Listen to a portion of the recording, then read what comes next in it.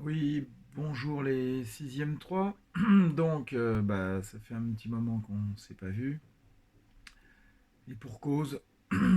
Donc, avant toute chose, j'espère que tout le monde va bien chez vous, que votre famille n'est pas touchée par ce virus. Et j'espère que vous restez chez vous pour éviter qu'il se transmette à d'autres. Et j'espère que vous respectez ce confinement. Et je sais que c'est dur, c'est déjà pas facile pour les adultes comme nous. Donc j'imagine pour les jeunes comme vous, ça doit être encore pire. Bon, donc on essaye de maintenir un petit contact par cette vidéo, c'est quand même plus sympa qu'un document envoyé sur Pronote. Euh, alors, je voulais qu'on se rappelle ce qu'on faisait jusqu'à présent. On a commencé le chapitre sur le mouvement, hein. Je vous rappelle le mouvement. Donc, je vais vous montrer un peu sur mon écran d'ordi ce que ça donne. Je suis pas au début, voilà. Le chapitre, le mouvement, c'est ce qu'on a fait ensemble. Euh, L'introduction, c'était à propos des référentiels, des repères qui permettent de déterminer le mouvement. Parce que vous savez que sans repère, sans référentiel, le mouvement est pas définissable, hein. Je vous avais expliqué en cours que quand on disait qu'on était immobile, ça ne voulait pas dire grand-chose. Il faut toujours préciser immobile par rapport à quoi. Par exemple, dans notre salle de cours, on était immobile par rapport à la salle. Que notre salle, y compris notre salle, était animée de plusieurs mouvements, comme par exemple le mouvement de la Terre autour de son axe de rotation, le mouvement de la Terre autour du Soleil, le mouvement du système solaire dans la galaxie et le mouvement de la galaxie dans l'univers. Donc on est toujours animé de plein de mouvements. Il faut toujours préciser par rapport à quoi on définit un mouvement. Donc voilà pourquoi on commence tout de suite par parler du référentiel. Le référentiel, c'est très important et c'est même indispensable pour déterminer un mouvement. Alors, je crois qu'on avait eu le temps de parler de la trajectoire.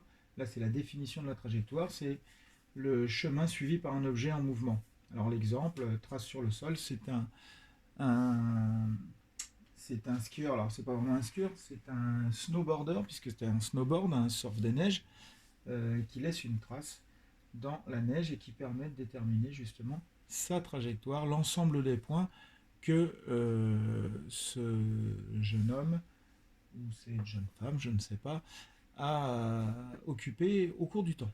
Voilà, donc la trajectoire, c'est l'ensemble des points occupés par un mobile en mouvement.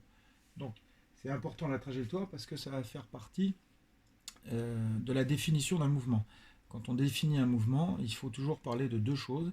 D'abord sa trajectoire, la forme qu'elle a. Donc là, vous voyez que c'est la forme comme un S.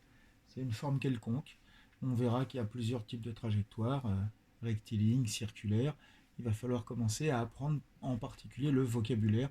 C'est la principale chose à retenir dans ce chapitre, c'est du vocabulaire, hein.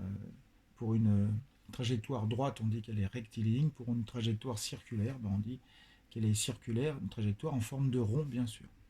Alors, la diapo d'après, je crois qu'on avait eu le temps de la voir. On vous parle de la chronophotographie. La chronophotographie, c'est quelque chose qui permet de prendre une multitude de photos euh, pour décrire un mouvement. Et on voit là, bon, c'est quelqu'un qui tire avec une canne de golf, qui tire une balle de golf.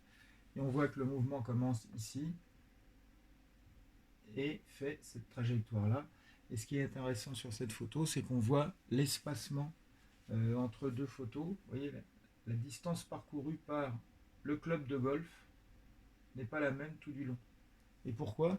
En fait, parce que cette photo, cette chronophotographie, on réalise cette photo en faisant une photo toutes les 40 millisecondes, c'est-à-dire 0,04 secondes. Toutes les 0,04 secondes, on prend une photo et on les superpose et ça donne ce que vous avez là. Et puisque le temps entre deux photos est toujours le même, puisque la distance varie, ben, on peut dire que la vitesse varie. On verra ça un peu plus tard, plus en détail, dans le suite du cours. Enfin voilà, donc la chronophotographie, c'est ce que je vous avais présenté en cours. Je crois qu'on a eu le temps de le voir en cours la dernière. Alors, les différentes trajectoires. Comme je viens de vous dire, ben, il va falloir apprendre ce vocabulaire. Il y en a deux types.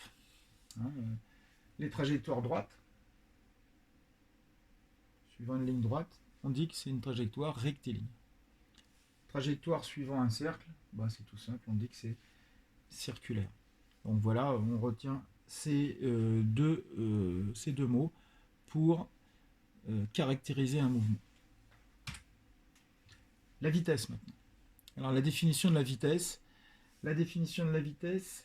Il faut bien comprendre que la vitesse, c'est quelque chose qui est le résultat d'une division entre la distance parcourue et le temps de parcours. Hein, comme on vous dit, la vitesse d'un objet en mouvement correspond à la distance que parcourt cet objet par unité de temps, c'est-à-dire que on va à chaque fois diviser la distance parcourue, qui est en mètres, divisé par le temps de parcours, et ce temps c'est en secondes. Voilà pourquoi la vitesse sera en mètres par seconde.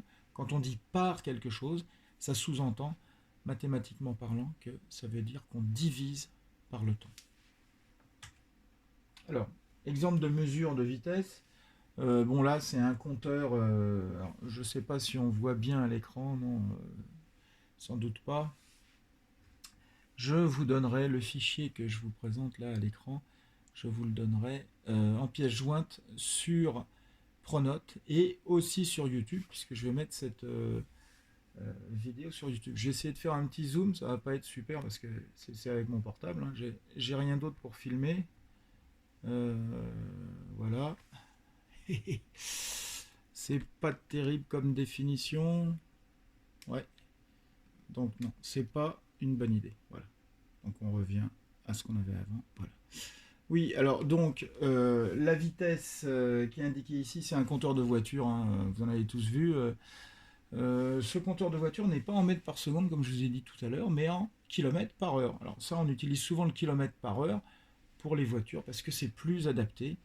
On parcourt un certain nombre de kilomètres divisé par un certain nombre d'heures. Si vous parcourez 100 km en une heure, bah, ça veut dire que vous effectuez un trajet avec une vitesse de 100 km par heure.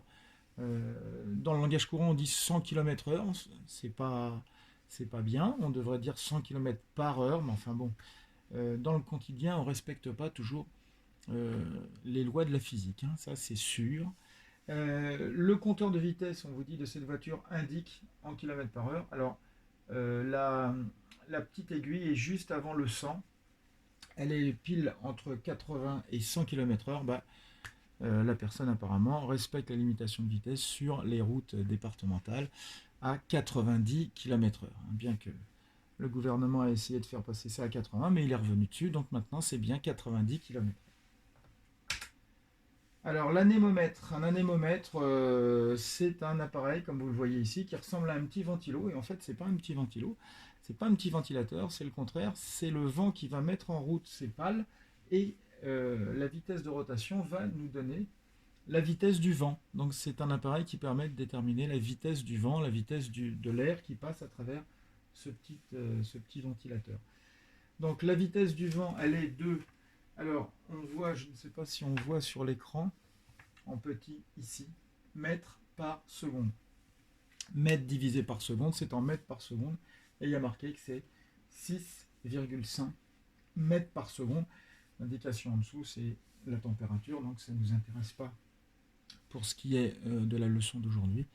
Et donc la vitesse du vent ici est de 6,5 mètres par seconde. Alors voilà à quoi je voulais en arriver aujourd'hui, la formule de la vitesse. Donc on voit la vitesse, V, la vitesse moyenne, D, c'est la distance parcourue, et T, c'est le temps de parcours. Alors vous voyez qu'il y a différentes couleurs. On a deux unités possibles pour la vitesse. Comme je vous l'ai dit, soit les mètres par seconde, qu'on utilise plus souvent en physique, soit les kilomètres par heure, qu'on utilise plus souvent dans la vie quotidienne. Et en rouge, justement les unités qui correspondent à chacun des deux paramètres. Donc la vitesse, c'est la distance divisée par le temps. La distance, on peut la mettre soit en mètres, soit en kilomètres. Et le temps, soit en secondes, soit en heures. Donc en physique, on a plutôt tendance à utiliser des mètres par seconde. Et dans la vie quotidienne, on a souvent l'habitude d'utiliser des kilomètres par heure. Parce que souvent, on compare à la vitesse d'une voiture. C'est plus parlant pour les gens en général. Alors sinon, on va arrêter là aujourd'hui pour ce qui est du cours. Ça suffit pas hein, pour finir ce cours. On finira ça plus tard. C'est un premier essai que je fais aujourd'hui dans ces circonstances particulières. Et je voulais vous donner un petit travail pour essayer de réfléchir à tout ce dont je viens de vous parler dans le cours. Donc c'est votre livre. Normalement c'est cette édition-là, l'édition Bordas. Vous l'avez eu tous. Et vous pouvez aller à la page 32 du livre, page 32. Je remettrai ça par écrit sur Pronote, le travail à faire. Et vous avez deux petits exercices qui sont très bien. L'exercice numéro 3 et l'exercice numéro 4, à la page 32. Il y a des questions, vous y répondez, et on essaiera de corriger ça tranquillement avec une autre vidéo la semaine prochaine, c'est-à-dire lundi prochain, puisque c'est l'heure à laquelle, enfin l'heure, disons le jour où on se voit.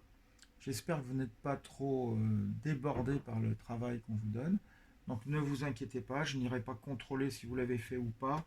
Je vous conseille de le faire. J'espère que vous pouvez le faire, parce que dans les circonstances actuelles, on s'adresse à des gens à travers cette vidéo, à travers cet ordinateur, mais on ne sait pas ce qui se passe chez eux, on ne sait pas si vous êtes touché par cette saloperie de maladie ou pas.